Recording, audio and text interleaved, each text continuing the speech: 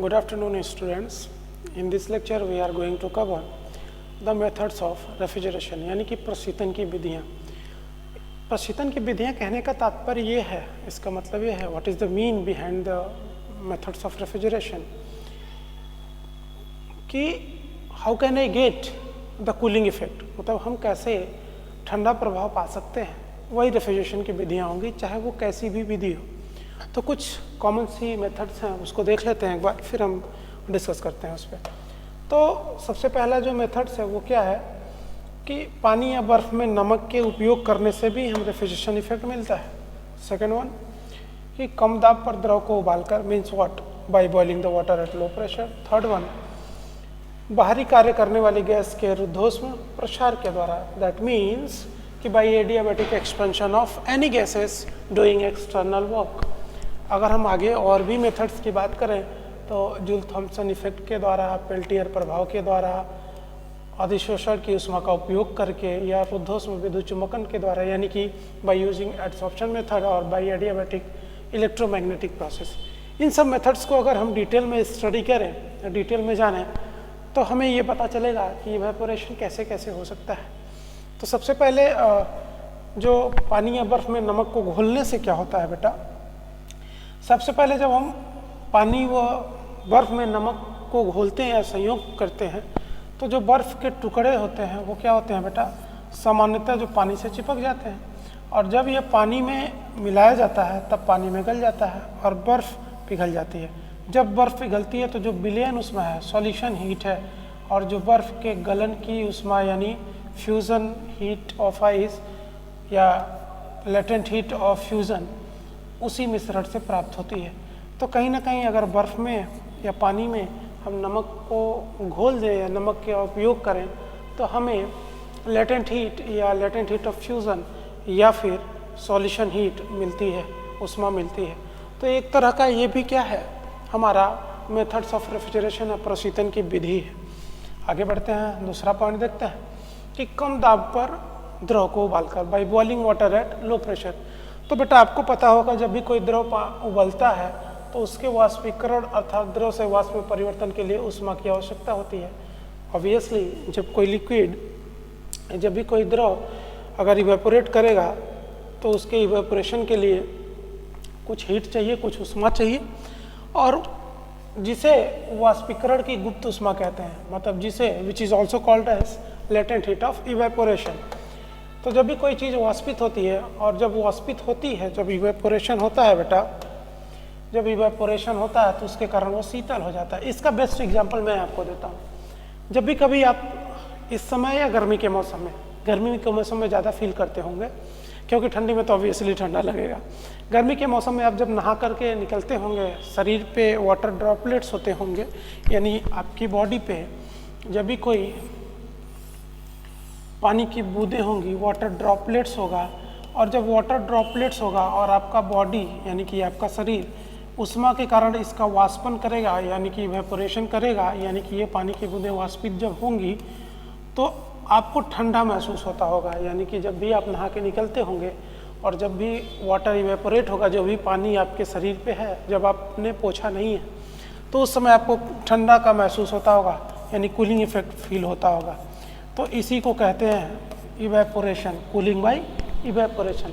Even आप ठंडी के मौसम में नहा करके अगर आपने सामने ब्लोअर रखे हैं और शरीर पे पानी की बूंदें हैं तो आपको कूलिंग इफेक्ट देखने को मिल जाएगी, भले ही ब्लोअर चलाए हों, क्योंकि इवेपोरेशन हो रहा है, वाष्पन हो रहा है, तो कूलिंग इफेक्ट मिलेगी. थर्ड वन जो हमारा पॉइंट है वो बेटा गैसों के रुद्धोष्म प्रसार के द्वारा, मतलब क्या कर रहे हैं, एडियाबैटिक का मतलब क्या, हीट ट्रांसफर जीरो, यानी कि ऊष्मा स्थानांतरित नहीं कर रहा है, हीट ट्रांसफर जीरो, एडियाबैटिक रुद्धोष्म प्रक्रिया. तो जब भी गैस को विस्तारित करते हैं, प्रसार करते हैं, कब, जब वो ऊष्मा न तो दे सके न तो ले सके, तो उस केस में भी हमें प्रशीतन का प्रभाव मिलता है, यानी कि रेफ्रिजरेशन इफेक्ट मिलता है. तो रुद्धोष्म होने के कारण क्या होता है, वो वातावरण से कोई तापमान ग्रहण ही नहीं कर पाता, और जब भी एक्सपेंशन होती है गैस का तो गैस ठंडी हो जाती है, जो कूलिंग इफेक्ट देगा, यानी जो रेफ्रिजरेशन इफेक्ट देगा. जूल थॉम्सन के प्रशीतन प्रभाव द्वारा या जूल थॉम्सन विधि प्रशीतन इसको कहते हैं. इसमें क्या होता है, तो इसमें बेटा वास्तविक गैस अथवा द्रव का तापमान बदलता है, और जब इसे वाल्व अथवा छिद्र के द्वारा गुजारा जाता है, पास किया जाता है, तो होता क्या है, इसे इंसुलेटेड रखा जाता है। इसका मतलब क्या कि जब भी कोई नैरो पैसेज या थ्रॉटलिंग कह लो, जब भी कोई नैरो पैसेज से कोई लिक्विड या गैस पास कराई जाएगी तो उसमें कूलिंग इफेक्ट आएगी। क्यों? क्योंकि प्रेशर ड्रॉप होता है, और जैसे ही प्रेशर ड्रॉप होता है टेम्परेचर ड्रॉप होता है। टेम्परेचर ड्रॉप होगा यानी कि दाब में कमी आती है, तो तापमान में भी कमी आएगी, यानी कि कूलिंग इफेक्ट मिलेगा, यानी कि रेफ्रिजरेशन इफेक्ट, प्रशीतन प्रभाव देखने को मिलता है। पेल्टियर का इफेक्ट क्या है? तो पेल्टियर का प्रभाव, इसका मतलब क्या है, इस विधि में हम क्या करते हैं बेटा, एक रेफ्रिजरेशन वर्क करता है, यानी कि क्या, इस विधि में दाबांतर से हम प्रशीतन का कार्य करते हैं, यानी कि प्रेशर डिफरेंस। जब भी कोई द्रव या गैस उच्च दाब से निम्न दाब की ओर किसी पैसे से गुजारी जाएगी, किसी रास्ते से प्रवाहित की जाएगी, तो प्रेशर का, अगर प्रेशर घट रहा है अगर, तो वहाँ पे कूलिंग इफेक्ट देखने को मिलेगा। वही चीज़ें हैं। तो रेफ्रिजरेशन क्या कर रहा है कि प्रशीतन हम दाब के प्रभाव से या दाबांतर के प्रभाव से उत्पन्न कर रहे हैं, प्रेशर डिफरेंस से उत्पन्न कर रहे हैं। नेक्स्ट है अधिशोषित की उष्मा का प्रयोग करके। अधिशोषित मीन्स व्हाट? मीन्स एब्सॉर्प्शन, यानी कि इस विधि में शीतलक की उष्मा को, यानी कि व्हाट, एब्जॉर्प्शन हीट, अवशोषित करके उसका प्रयोग किया जाता है। अवशोषित उष्मा को पुनः हम प्रशीतक का तापमान बढ़ाने में प्रयोग करते हैं। मतलब कि in this method it is used by absorption heat of refrigerant, again absorbed heat is used to increase the temperature of the refrigerant. यानी कि हम कहीं से उष्मा को अवशोषित करके, यानी हीट को एब्जॉर्ब करके कूलिंग इफेक्ट देते हैं। यानी कि जैसे अभी हम रेफ्रिजरेशन में देख रहे थे, इवेपोरेटर क्या कर रहा था, सराउंडिंग से या जो भी हमारा स्टोरेज स्पेस था वहाँ से हीट को एब्जॉर्ब करके कहीं रिजेक्ट कर रहा था। तो उस मेथड से भी हमें रेफ्रिजरेशन इफेक्ट देखने को मिलेगा। नेक्स्ट वन, रुद्धोष्म विद्युत चुम्बकन के द्वारा, यानी कि what, by adiabatic electromagnetic process. इसका मतलब क्या है कि इस प्रक्रिया के अंदर हम करते हैं क्या बेटा, संयंत्र को हम हवारोधी बना देते हैं। हवारोधी का मतलब एंटी विंड इक्विपमेंट है। हवारोधी बनाकर हम क्या करते हैं, विद्युत चुम्बकन के द्वारा आयनों का आदान प्रदान करते हैं और कूलिंग इफेक्ट जनरेट करते हैं। अगर आयन एक्सचेंज होते हैं तो भी वहाँ पे कूलिंग इफेक्ट देखने को मिलता है। तो ऐसा कहने का मतलब क्या है, एंटी विंड इक्विपमेंट है जिसमें हम आयनों को इंटरचेंज करके, मीन्स क्या कि the cooling effect generated by interchanging ions through electromagnetic through which there is a refrigeration effect, तो भी हमें प्रशीतन का प्रभाव देखने को मिलता है। तो करीबन 7 तरह के हैं जहाँ पे हमें रेफ्रिजरेशन इफेक्ट देखने को मिलेगा। अब इस रेफ्रिजरेशन इफेक्ट की अगर हम बात करें तो सबसे पहले बहुत सारा मन में डाउट आ रहा होगा, सर क्या बात कर रहे हैं इवेपोरेटर की, कौन सा संपीड़क कहाँ लगा होगा। फ्रिज तो हमने देखा है, लेकिन कभी हमने संपीड़क नहीं देखा, कभी हमने वाष्पित्र यानी इवेपोरेटर नहीं देखा, कभी हमने कंडेंसर संघनित्र नहीं देखा। तो चलिए बेटा, इस चीज़ के डाउट को आपको क्लियर करने के लिए मैं आपको लेके चलता हूँ एक छोटे से ट्यूटोरियल वीडियोस में, जहाँ हम ये देख सकते हैं कि कैसे हमारा इवेपोरेटर या कैसे फ्रिज काम कर रहा है। तो फ्रिज के काम के लिए, फ्रिज के फंक्शन के लिए, let me select the tool. Fridge के फंक्शन के लिए उसको हम समझते हैं कि आखिर ये फ्रिज काम कैसे कर रहा है। तो मैं आपको साउंड दे देता हूँ, आप एक्सप्लेन कर देता हूँ। This will take heat out from the object. The whole refrigeration technology is after this. We will see how this is achieved in this video. This is what inside a refrigerator.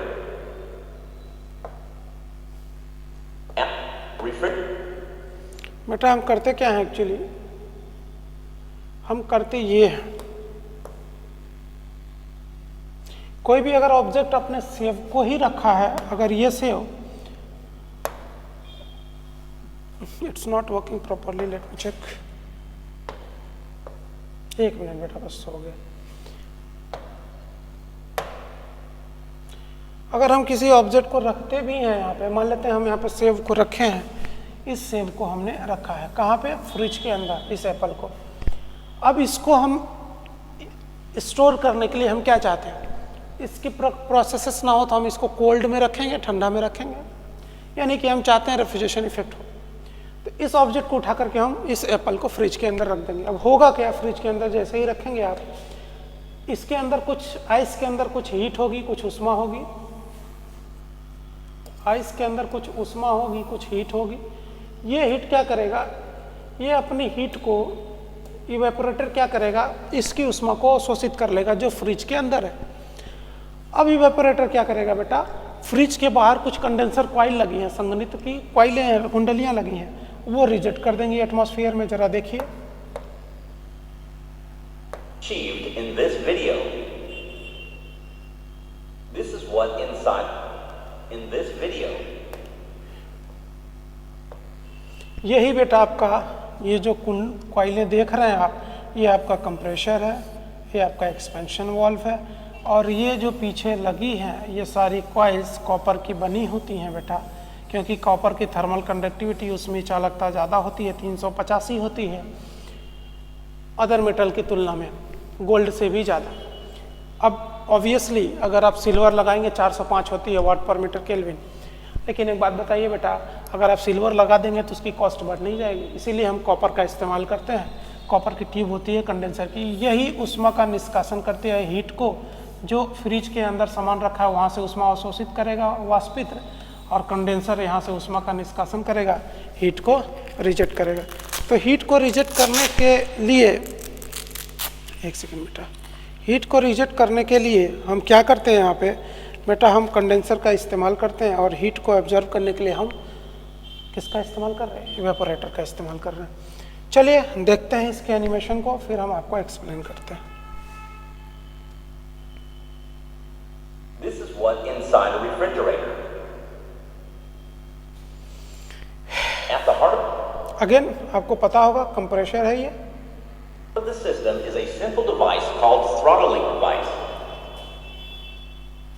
Coldly ये बेटा हमारा expansion device है। Expansion device का मतलब ये है, यहाँ पर दाब 8 बार के आसपास होती है। ये कंडेंसर से आने के बाद, संघनित्र से आने के बाद है। यहाँ पे उच्च दाब होता है, जैसा कि मैंने डायग्राम में दिखाया था। ये कंप्रेशर का काम है, 1 to 2 कंप्रेशर कंप्रेस कर रहा है, आइसेंट्रोपिक टेम्परेचर एंट्रोपी ग्राफ है। 1 to 2 कंप्रेस कर रहा है, लेकिन एंट्रोपी सेम है, S1 S2 पे सेम है। आइसेंट्रोपिक कंप्रेशन 2 to 3 कंडेंसर क्या कर रहा है बेटा, हीट को रिजेक्ट कर रहा है, उष्मा को निष्कासित कर रहा है जो फ्रिज के पीछे लगा है। 3 to 4 हमारा क्या हो रहा है बेटा, एक्सपेंशन हो रहा है। एक्सपेंशन हो रहा है तो इसमें क्या हो रहा है, दाब यहाँ पे देख सकते हैं आप, जब पीवी डायग्राम भी बनाएंगे तो यहाँ पे दाब ज़्यादा है, यहाँ पे दाब कम है। 8 बार से ऑलमोस्ट 0.5 बार या 0.8 बार के आसपास ये एक्सपेंड करता है। तो जब भी high pressure to low pressure जाएगी, और ये कैपिलरी ट्यूब है, इन कैपिलरी ट्यूब से होकर जाएंगी, नैनो ट्यूब्स कहते हैं इनको। इन नैनो ट्यूब से होकर के कोई अगर प्रशीतक रेफ्रिजरेंट यानी प्रशीतक द्रव पास होगा, तो उसका दाब अगर 8 बार से 0.8 बार या 0.5 बार घटेगा, तो उसके केस में ये जो refrigerant high pressure high temperature पे था, लो प्रेशर लो टेम्परेचर पे चला जाएगा। यहाँ के बाद हमारा आगे के रास्ते में लगा है बेटा इवेपोरेटर। इवेपोरेटर जो फ्रिज के अंदर होता है वाष्पित्र, ये इवेपोरेटर 4 to 1 में लगा है। ये इवेपोरेटर क्या करेगा, उष्मा को अवशोषित करेगा, यानी कोई सेव अगर रखी है तो उस सेव की उष्मा को अवशोषित कर लेता है वाष्पित्र, और फिर क्या करता है, कंडेंसर उसको रिजेक्ट कर देता है। तो वाष्पित्र फ्रिज के अंदर और कंडेंसर यानी संघनित्र फ्रिज के बाहर, कंप्रेसर फ्रिज के अंदर, एक्सपेंशन वाल्व जो कि ये है 3 to 4 यही है बेटा, ये 3 है ये 4 है। ठीक है, चलिए आगे देखिए, फिर हम समझा रहे हैं इसको। liquid is produced with help of this phenomenon. In this case, throttling device is a capillary tube. For effective throttling, an inlet refrigerant should be high pressure liquid. द्रव होता है, Throttling device is an instruction to the flow. Diameter कितना होता है इसका, तो इसका बेटा बार बार कभी कंपटीशन में पूछ लेता है। जो कैपिलरी ट्यूब होती हैं एक्सपेंशन वाल्व की, थ्रॉटल वाल्व की, उसका व्यास कितना होता है बेटा, उसका व्यास 0.6 mm होता है, और उसकी लंबाई 2 मीटर की होती है, जो स्पाइरल के फॉर्म में होती है। It is pressure drop. Due to drop in pressure, boiling point of refrigerant आप प्रेशर देखे हैं? नहीं देखा शायद आपने, मैं आपको दिखाता हूँ। ऑलमोस्ट 8 बार टू 0.6 बार। देखिए अंतर कितना है। तो जब भी high pressure liquid low pressure liquid में कन्वर्ट हो जाती है। Due to drop in pressure, boiling point of refrigerant comes down and it starts evaporating.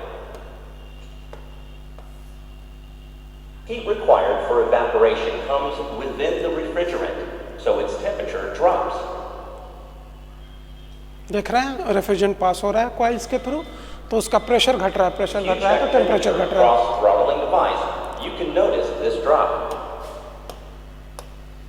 आप टेम्परेचर का अंतर भी देख सकते हैं, 45 Next degree phase is Celsius पे simple. था, Just pass this cold liquid over the body where you have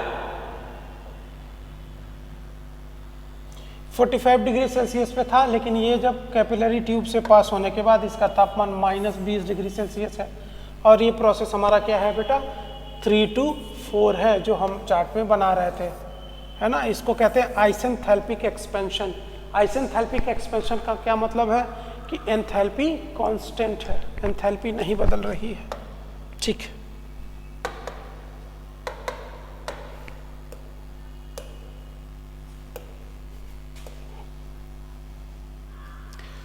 Next phase is simple. Just pass this cold liquid over the body where you have to absorb heat.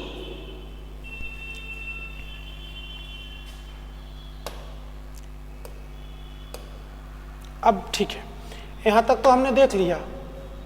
अब ये process जहाँ से निकल रहा है बेटा, ये सारी इवेपोरेटर कॉइलें जो फ्रिज के अंदर होगी, ये सारी कॉइलें बेटा, ये जो दिख रही हैं आपको, ये जो दिख रही हैं, ये सारी इवेपोरेटर कॉइल है जो फ्रिज के अंदर है। इसी रास्ते जो -20 डिग्री सेल्सियस पे रेफ्रिजरेंट है, प्रशीतक है, वो रेफ्रिजरेंट फ्लो हो रहा है। तो ऑब्वियसली ये ठंडी होगी, क्योंकि इसका टेम्परेचर देख सकते हैं आप, -20 डिग्री सेल्सियस है।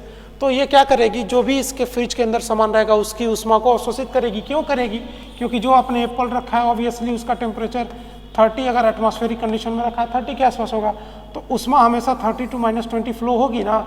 यानी कि ये -20 क्या करेगा, इस एप्पल को कूल करेगा, यानी कि इसकी उष्मा को अवशोषित करेगा।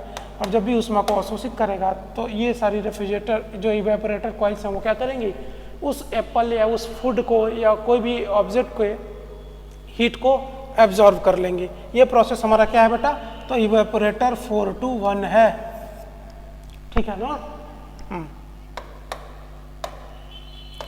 चलिए, During heat absorption process, refrigerant further evaporates and transforms into pure vapor. उष्मा का अवशोषण करेगा। So we have produced the required refrigeration effect. If we can take this और low pressure vapor एक बात और कि जब भी उष्मा का अवशोषण करेगा तो फिर से किस में बदल जाएगा, क्योंकि -20 डिग्री सेल्सियस पे वो था, माइनस कैपिलरी ट्यूब से निकलने के बाद -20 डिग्री सेल्सियस पे था लिक्विड में। लेकिन जब वो उष्मा को अवशोषित कर लेगा तो इसका तापमान बढ़ जाएगा प्रशीतक का, रेफ्रिजरेंट का, फिर से वो किस फॉर्म में आ जाएगा, फिर से वो वाष्प में बदल जाएगा, वेपर में बदल जाएगा, ठीक है। मैं बताऊंगा, अभी VCRS चलने दीजिए, अभी तो मैं डेमो दे रहा हूँ आपको बस। refrigerant to state before throttling process, that is high pressure liquid state, we will be able to repeat this process. So first step, let's raise the pressure. A compressor is introduced for this purpose. Compressor will raise. ये हमारा compressor है बेटा, The pressure back to its initial. ये हमारा compressor है। Compressor कहाँ से कहाँ तक है बेटा, तो कंप्रेसर प्रोसेस 1 to 2 है जो कंप्रेस कर रहा है किसको, रेफ्रिजरेंट को, कहाँ से, इवेपोरेटर से निकलने के बाद, ठीक है। हम एक्सप्लेन करेंगे बेटा, फिलहाल आप देख लीजिए। Value. दिख रहा है, But since it is compressing gas, evaporator से निकलने के, एक्सपेंशन वाल्व से निकलने के बाद, कैपिलरी ट्यूब से निकलने के बाद क्या होगा, ये कैपिलरी ट्यूब से निकलने के बाद जो -20 डिग्री सेल्सियस है वो जाएगा कहाँ, इवेपोरेटर कॉइल में। इवेपोरेटर कॉइल से हीट एब्जॉर्ब करने के बाद फिर से उसका तापमान बढ़ जाएगा, वाष्प में बदल जाएगा, फिर से कहाँ जाएगा, कंप्रेसर में। कंप्रेसर फिर से उसको कंप्रेस करके कहाँ भेजेगा, कंडेंसर में। तो कंडेंसर क्या है हमारा, 2 to 3 है, 2 से 3 तक में कंडेंसर है। और कंडेंसर क्या करेगा, उष्मा का निष्कासन करेगा, हीट को रिजेक्ट करेगा जो उष्मा उसने सेव से या किसी भी वस्तु से अवशोषित की थी, ठीक है। तो ये प्रोसेस चलता रहेगा कॉन्टिन्यूस जब तक कंप्रेसर चल रहा है। कंप्रेसर चल कैसे रहा है? कंप्रेसर बेटा इलेक्ट्रिसिटी से चल रहा है, क्योंकि जैसे ही हम फ्रिज को ऑन करते हैं फ्रिज का डोर कंप्रेसर ऑन होता है, ठीक है। तो यही सारे प्रोसेसेस हैं जो हमें समझाने थे आपको, या कोई भी फ्रिज में कैसे वर्क कर रहा है वो दिखाना था, है ना। कंडेंसर फ्रिज के पीछे लगा होता है आजकल के फ्रिज में, तो ये कंडेंसर साइड में लगा है, मतलब लेफ्ट या राइट साइड में, वो कॉम्पैक्ट है, कॉइलें बाहर नहीं है, क्योंकि फ्रिज क्या हो गए, कॉम्पैक्ट हो गई डिज़ाइन। ये कॉइलें फ्रिज के अंदर तो हैं, आप जब कभी भी फ्रिज ऑन होगा तो फ्रिज के साइड में टच करके फील कर सकते हैं कि ये कंडेंसर कॉइल कहाँ पे है। पुराने ज़माने में जब भी ओल्ड फ्रिजेस थी तो वहाँ पे पीछे लगा होता था हीट को रिजेक्ट करने के लिए, ठीक है। ठीक है बेटा, चलिए आप देख लीजिए।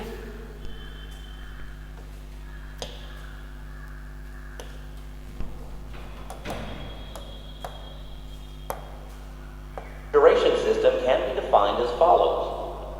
तो प्रोसेस आप देख सकते हैं, हीट एब्जॉर्ब कर रहा है इवेपोरेटर कॉइल, कंडेंसर हीट को रिजेक्ट कर रहा है। Thank you. यहाँ तक हमारा कंप्रेसर से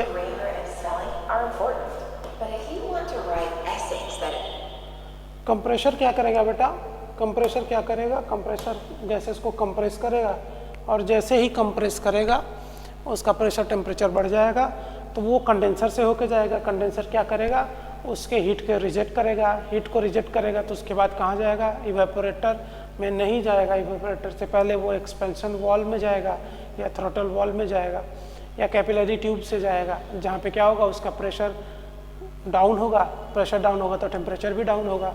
फिर वो इवेपोरेटर में जाएगा, जहाँ से वो हीट को एब्जॉर्ब करेगा। इवेपोरेटर कॉइलें सारी फ्रिज के अंदर होती हैं या कॉन्फाइंड स्पेस में होती हैं जहाँ हमें कूलिंग इफेक्ट जनरेट करना है, और कंडेंसर कॉइल सारी out of the refrigerator fridge के बाहर होती हैं, जहाँ से वो हीट को रिजेक्ट कर सके, उष्मा का उत्सर्जन कर सके, निष्कासन कर सके।